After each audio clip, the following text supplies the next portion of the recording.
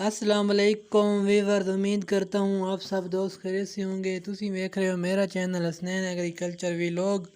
आज मैं थोड़े नाल नवी वीडियो लेके हाजिर होया। वीडियो वेखण तो पहले मेरे चैनल नू लाइक सब्सक्राइब कर लो। ये थोड़ी बार मैंने हौसला देने का गिफ्ट हो सी ताकि मैं थोड़े नाल नवी नवी इन्फॉर्मेशन शेयर कर सका। दोस्तों, मैं आज आपको बताऊँगा पनीरी उगाने के कौन कौन से फ़ायदे हैं। अमूमन हम सब्ज़ियाँ जो काश्त करते हैं वो पनीरी से ही काश्त करते हैं, ठीक है। मिर्च की पनीर लगाते हैं, प्याज की पनीर लगाते हैं, टमाटर की पनीर लगाते हैं, ठीक है। ज़्यादा जो सब्ज़ियाँ हमें किचन गार्डनिंग करते हैं वो पनीरी से ही करते हैं, ठीक है। पनीर हम उन सीड की लगाते हैं जिनके बीज सख्त होते हैं, ठीक है। और उनको उगने के लिए खासन पानी, ज़्यादा पानी दरकार होता है, ठीक है। ज़्यादा पानी का मतलब उन पे मेहनत ज़्यादा होती है, पानी उन पर ज़्यादा टाइम लगाना पड़ता है और ज़्यादा में उनका इंतज़ार करना पड़ता है।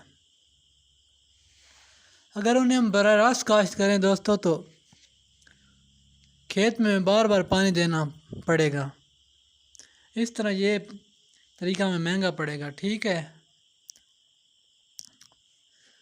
जो हम पनीरी काश्त करते हैं जिन बीज की उन बीज की जो सामन की साख्त जो है काफ़ी छोटी होती है। बराह रास्त बीज हम लगाएंगे तो ज़्यादा सीड इस्तेमाल होगा, उसमें ज़्यादा बीज इस्तेमाल होगा। पनीरी जो है वो 6 से 8 हफ्तों में तैयार हो जाती है, ठीक है। इस दौरान अगर हम पनीरी उगा लें तो जो बाकी खेत है हम इतने अरसे में और कोई फसल काश्त कर सकते हैं उसमें, ठीक है। पनीरी जो है मौसमी हालात और कीड़े मकोड़ों और जड़ी बूटियों से बचाना आसानी तरीके से बचा सकते हैं हम उनको। पनीरी जो तरीका है छोटी क्यारियों में लगाते हैं हम, जड़ी बूटी तलफ कर सकते हैं। पौधों से मतलूबा जो मकदार है उन तादाद में ज़्यादा लगाकर अच्छी पैदावार हासिल कर सकते हैं हम इस तरीके से पनीरी लगाकर।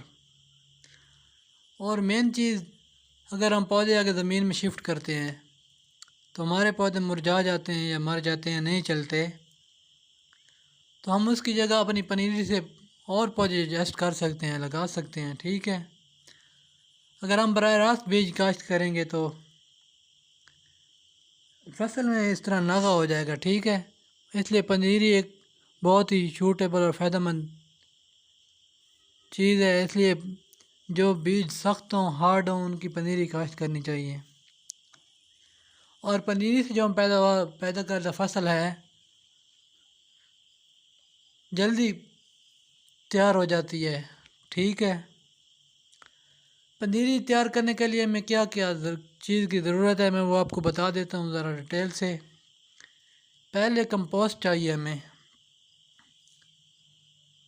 पहले बीज चाहिए, उसके बाद कंपोस्ट चाहिए। बीज के बाद कंपोस्ट, पेड मास्ट या गोबर खाद चाहिए, ठीक है दोस्तों। और मौसमी अवामल से बचाने के लिए हमें टनल चाहिए, ठीक है। और पानी भी चाहिए।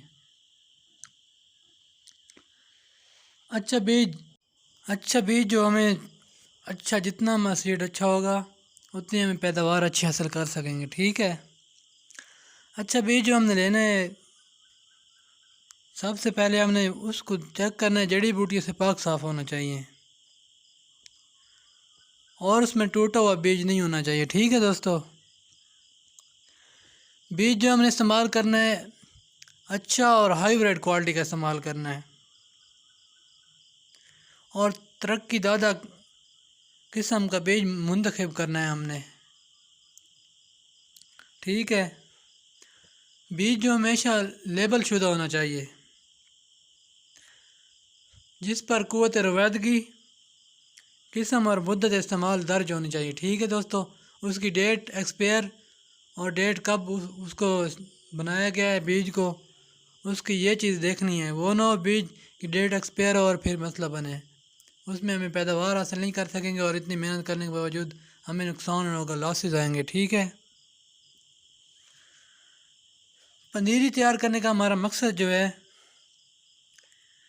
बेमौसमी सब्ज़ी काश्त हम करने वाली जो अक़साम है, साहिल जूरी की पनीरी तैयार करेंगे हम। इस तरह मौसम में गर्मा में फील्ड के लिए हम छोटे कद वाले टमाटर जो हैं, मसलन जो हम काश्त करते हैं, रोमा, रियो गंडेरी या सवेरा, हाइपर, डोरका होगा। ठीक है, इलाके के लिहाज से हमने किस्म का इंतखाब करना है, जो सीड इस्तेमाल करना है। ठीक है, ओके दोस्तों, अल्लाह हाफिज़।